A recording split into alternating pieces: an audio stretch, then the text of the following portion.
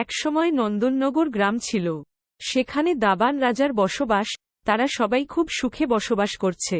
কিন্তু হঠাৎ করে গ্রামবাসীরা খুব বিরক্ত হল যে নন্দননগর নবীনপুরের জঙ্গল যেখানে মতিঝিল বাজারের পাশে, তারা সেখানে যাওয়ার সময় সেখানে কিছু ভূত বাস করে, তাই তারা সেখান থেকে পাড়ি দিচ্ছে না। দয়া করে কিছু করুন। গ্রামবাসী ভিড় করছে। রাজা বলল, কিন্তু কেন? আসুন বা এত সুন্দর বন।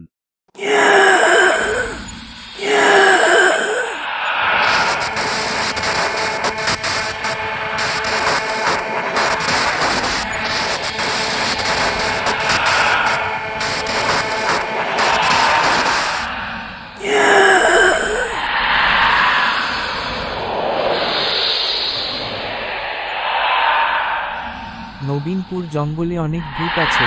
কেউ এই সমস্যা দূর করলে রাজা অনেক ধন তাকে দিবেন। পুরোহিত এই কথা শুনে ভাবল, আমি যদি এটা সরিয়ে ফেলি তাহলে আমি অনেক ধন পাব, আর আমি আমাদের গরিব সন্তানের জন্য একটি নতুন স্কুল তৈরি করব। রাজা, আমি সত্যনারায়ণ চক্রবর্তী। আমি একজন সৎ পুরোহিত। আমি এই সমস্যার সমাধান করতে পারি, এবং প্রমাণের জন্য আমি নিয়ে আসব গাছের একটি শাখা। সত্যনারায়ণ চক্রবর্তী রাত্রে নদনপুর জঙ্গলে চলে গেছেন। তিনি বললেন, আপনারা সবাই গ্রামবাসীকে বিরক্ত করেছেন, কিন্তু কেন? তারা সবাই গরিব, তারা উপার্জন করার চেষ্টা করে, কিন্তু তোমরা সবাই বিরক্ত করো। আমি রাজাকে প্রতিশ্রুতি দিয়েছিলাম যে আমি সমাধান করব, এবং আমি এমন একটি টাকা পাব। আমি আমাদের গ্রামের বাচ্চাদের জন্য একটি বড় স্কুল করব। ভূত রাজা গাছের ডাল কয়টা দিল? সত্যনারায়ণ চক্রবর্তী ধন্যবাদে জানালো, আর ভূত রাজ প্রতিশ্রুতি দেয় তারা এখানে থাকবে না।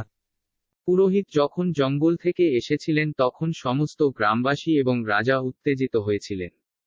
তিনি বলেছিলেন যে ভূত রাজা আমাকে প্রতিশ্রুতি দিয়েছিলেন যে তারা জঙ্গল ছেড়ে চলে গেছে এবং তারা আমাকে এই গাছের ডাল দিয়েছে। সবাই খুশি এবং পুরোহিতদের ধন্যবাদ জানায়।